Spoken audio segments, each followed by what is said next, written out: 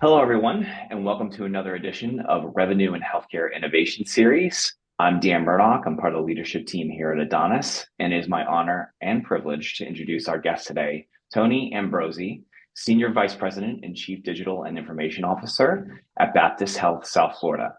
Tony, welcome to the program. Thank you so much for joining us. Good to talk to you. Good morning.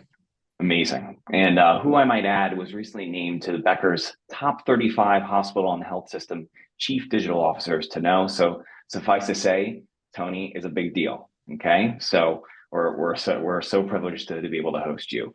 Why don't we start by kicking off by asking you to share a little bit more about yourself, aside from being named to that very, very prestigious list, in particular your history and healthcare leadership and your current role at Baptist Health.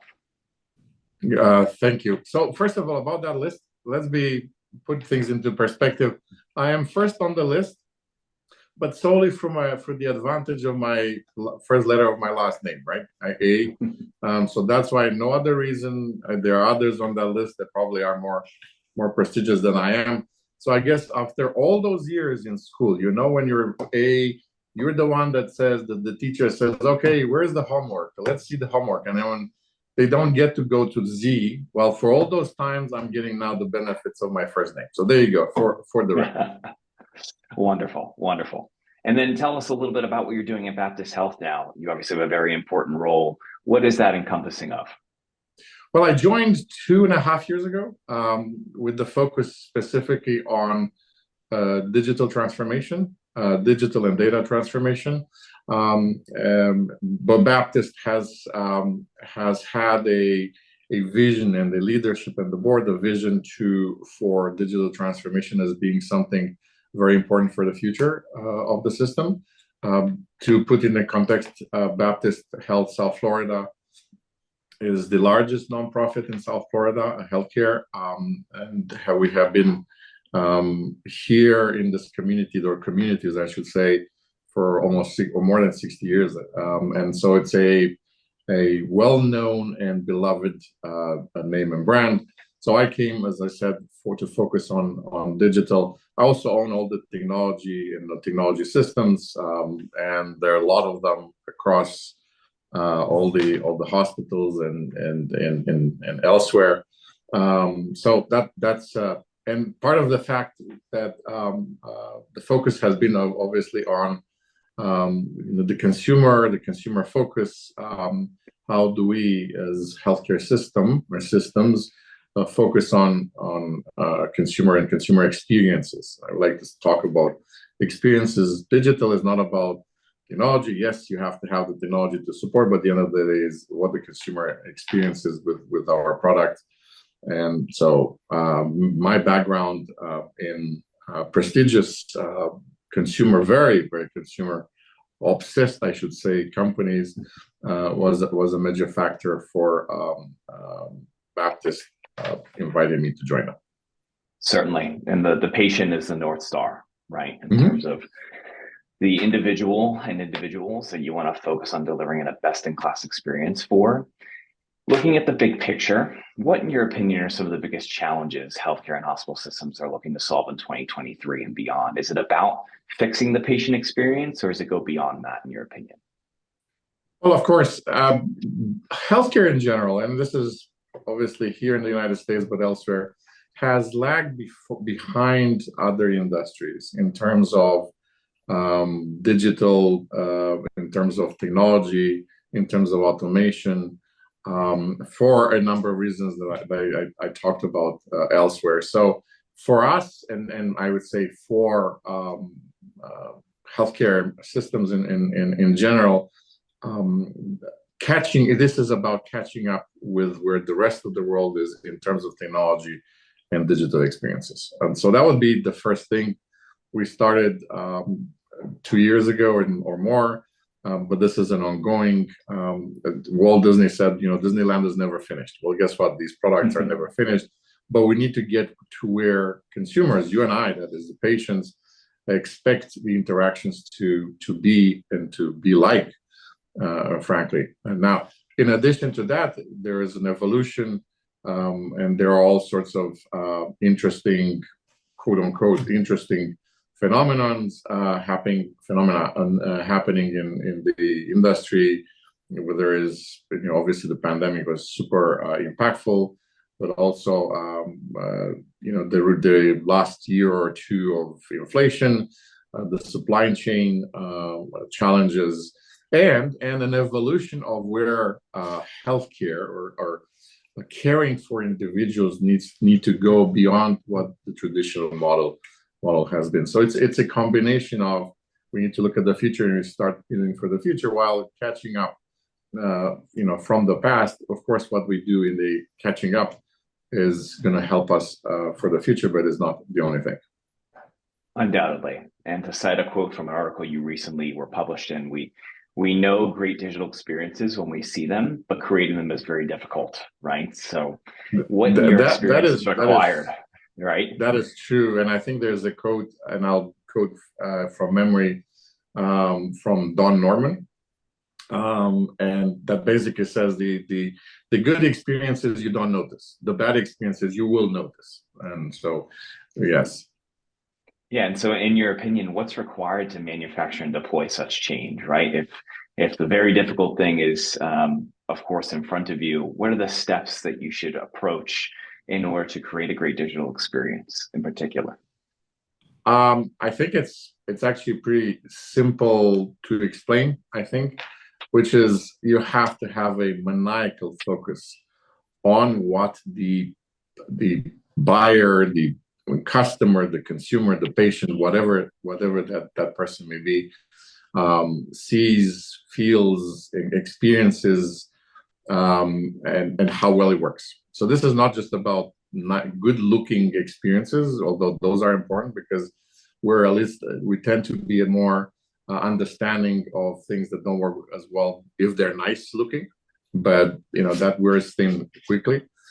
So it's that maniacal focus on that, which starts with, it is basically what I'm going to describe as the principles of design thinking, is that you start with understanding your consumer or customer, what they need, where they are, what they need to do, what they want. Sometimes or most of the time is by seeing what they do, not necessarily what they say. And so starting from there, and then simply evaluating, ideating, and figuring out how to come with something. And then from there, iterating, prototyping, going back to consumers. It is, the method is, I'm not, sharing any deep secrets is known, but it does require a lot of focus and attention. And always, which is, what I've learned at Disney and American Express and here in the medical space, is you have to all the time think about that. So that's the principle. What the sausage making is, but that at least that's different. But at least that's the goal. Entirely. And do you have any inspiring examples of such innovation across your career, whether it be on behalf of employees, patients, or business operations you care to share? Well, I think, I've been doing technology and supporting digital experiences for quite a long time. So let's say for 20 years, you think about where we were 20 years ago, and maybe at least it would be for somebody like my age, in terms of the things that we were able to accomplish vis-a-vis a goal that we had or a need that we had. And how we interacted with a firm in order to solve that. And yes, the web, 20 something years ago, the web was little transaction and a lot of content. Now is probably the other way around. And then we had the introduction of mobile, which meant you can do all these things not just outside your home or outside your office, but in person. So the ability to interact with physical things, it's very, very important. So clearly, it's an enormous evolution. How we do things and the things that we do that we couldn't do then, I think they're all over the place. They're all real time, and wherever you are in the world, what's happening, or you can interact and transact with whatever entity that you may need to solve your moment or the need in the moment. And I think, in other words, it's almost like taking that innovation that's happening in technology and applying it within the context of your business, right? And the expectations Yeah, of no, your stakeholders, right? Would you agree with that statement? absolutely. So I think as the way you start, yes, we have all these technologies, and we've seen the last 3 months, 4 months with ChatGPT, it's everywhere. But I think you start with not with the technology, you start with what is it that you're trying to accomplish. And I'm the first one to say, frankly, is that if for a particular consumer, patient, whatever you want to call them, is it simpler not to use digital? Don't use digital. Um, and sometimes for a simple transaction or for simple one-off interaction, that's fine. But other cases, when you invest in the digital and you have a relationship, long-term relationship with a firm, clearly the experience is very different and much richer. Start with the need and then find the solution.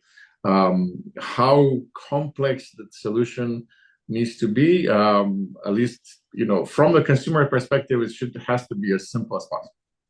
That's why there's a relentless. We were talking about maniacal earlier. That you always go and say, why are we asking for this? Why are we requiring consumers to do this? Now, on the back end, on our side, yeah, they can be quite complicated in terms of implementation. The secret is not to externalize the complexities of the firm to the customers, because that's why you go some places. There's this process and flow that customers have to go that they're just mind-boggling. That's a sign that all that was externalized instead of being absconded through these experiences. But it could get complicated. Now, that's where, in addition to these tools, things like machine learning can help to simplify what the consumer sees or is asked to interact with or provide as data.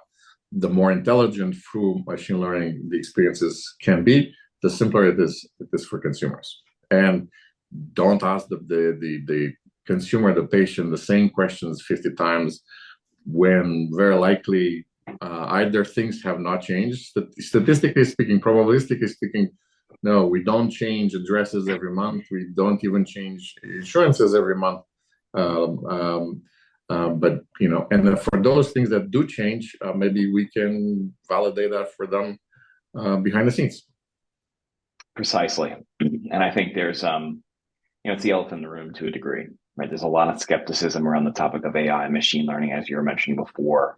Most of that stemming, I think, from just our lack of common understanding of what the heck it is to begin with, right? And well, yes, that's true. But also it is because when these things come out, I think they're extraordinarily hyped to extremes, and then they talk about don't reflect what they can do today, tomorrow, next month. When you start looking at them that way, all the things that we're in my team are doing now, there are things that we've been doing before elsewhere, so that there's no doubt we can do them. We just need to do them. So, but by the way, us as technologists, it's our job to make sure that everybody understands what it is and what it is not. And exactly. So, for example, when I came to Baptist a few months into it, I went in front of the board and I said, "You've heard about the digital transformation. You even hired me for this. Let me tell you what really is, and it isn't." And so we need to do the same with AI, and which I did, by the way. I said, "This is what it is right now, but this is what I think it will mean for us, but we need to stay with it and not ignore it." Undoubtedly. Do you have any particular predictions on the role that AI will play in creating better healthcare experiences, whether that be for patients or providers or even your back office folks? I think all the above, by the way. Clearly, all you were talking about trust. Yes, we can explain. A lot of our models need to be a lot more explainable, and in terms of explainability, to make sure that people understand why certain outcomes or certain predictions were offered. But I think it's in all those things. Clearly, we need to make sure that when a piece of a model or a piece of AI offers a physician a recommendation or insight or whatever it is, it's explainable, and the physician says, "Yep, I understand, and I trust this." Now, I'm sure they do, because clearly they are maniacal about the health and the life of a patient. But we need to not forget that. I think there are a lot of immense opportunities on the operation side, on the clinical operation side, administrative operation side, where we can bring these things, and it's probably a combination of AI and automation. I think it's called intelligent automation. I'll be speaking at a conference in a few months where there are enormous opportunities. And I think looking back, 5 years, everybody will say, yeah, how bad it used to be for everybody, by the way. We had to do all these things and open a text editor. Had to toil at those things. It's great that we don't have to do that anymore. I think that there are great opportunities. For patients, it's important that, and that's a challenge that we have today with the searchable internet. It's important that what they see, they take as a guidance to search for better information, including, at least in the healthcare space, including reaching out to a physician. So just because a chatbot of another provides some recommendation, and we know that these chatbots do hallucinate, it doesn't mean they're going to take them with a grain of salt, and you're going to do crazy things with your health.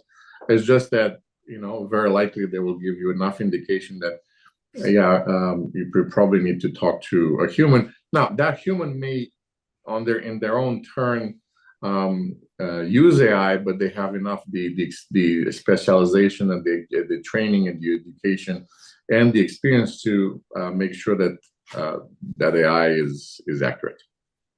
Entirely. And in turning our attention to clinical operations, right?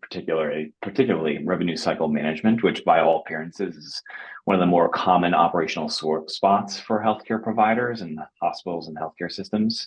What type of innovation do you think is required there? Well, first of all, obviously I've been a patient trying to be diligent in seeing my PCP on a regular basis, and therefore somewhat aware of this interesting dynamics between providers and payers and pharma and what have you.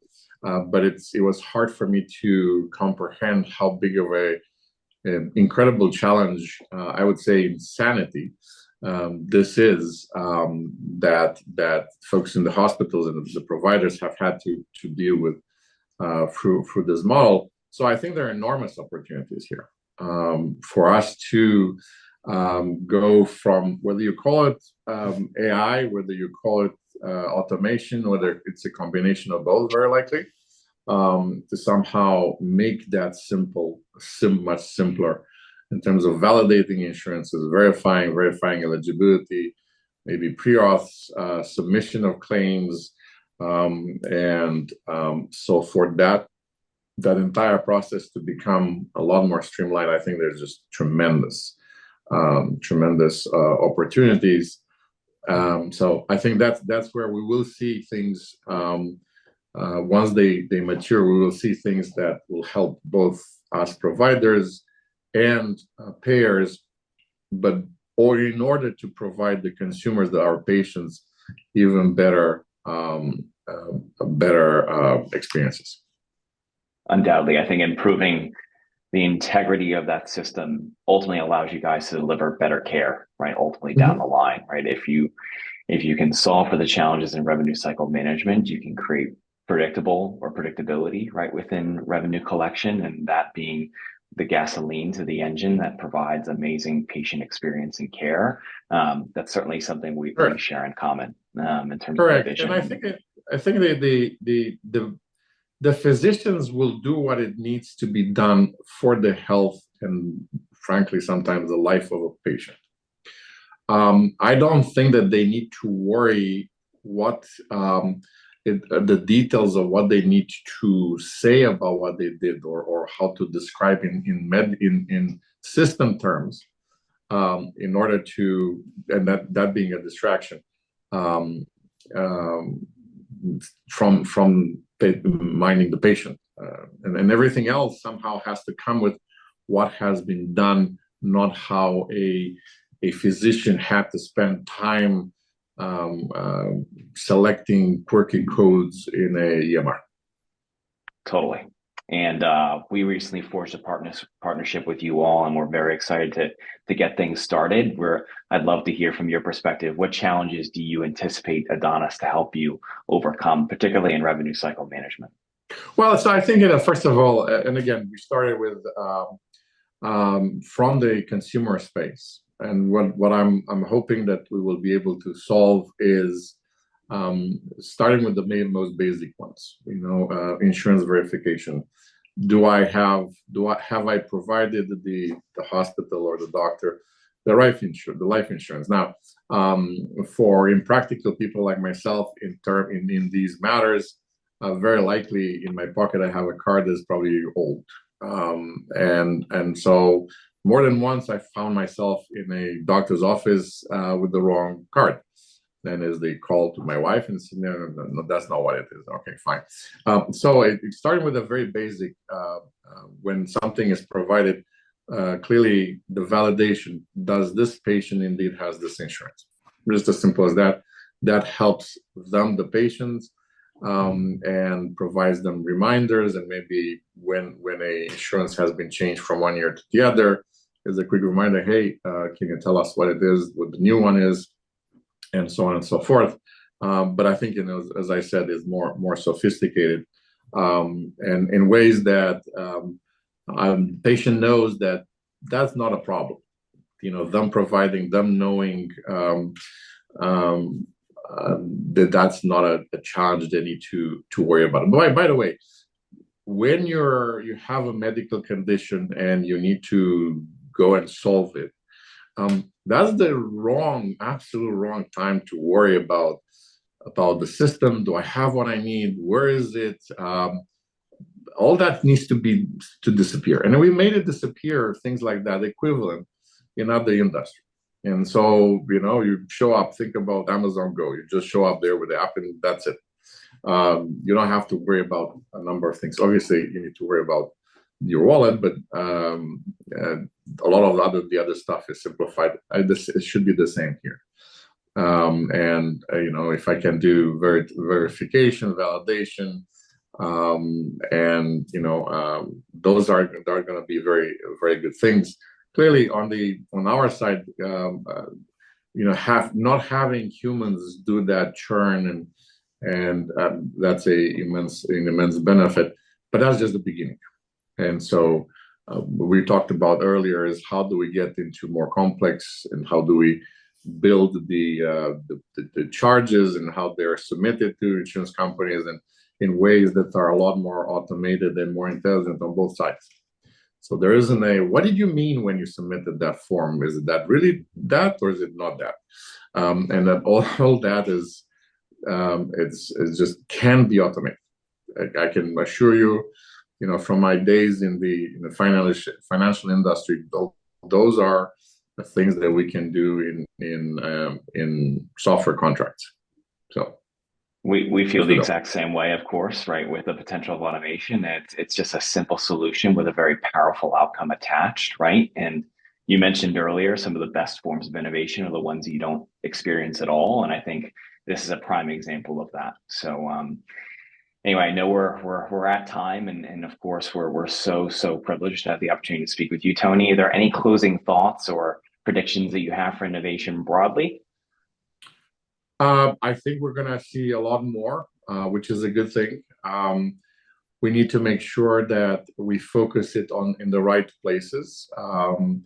Clearly, startups such as yourselves are focused on real problems, and we want those problems to be solved. And we are responsible. We're building our own patient experience, the digital patient experience, and but if there are things that such as this where I can delegate things, those pieces that are not necessarily for me to solve, I can delegate them to companies such as yours.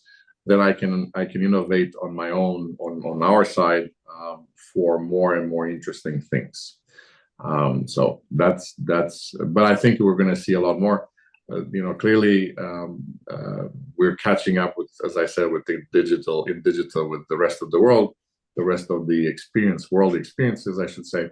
I think AI will be interesting when it's applied intelligently and a lot more. So things are more transparent.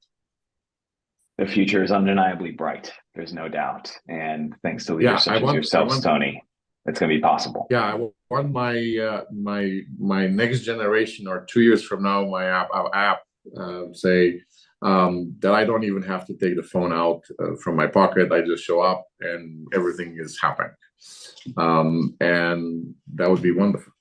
So that would be wonderful. That's a world I would love to live in as well.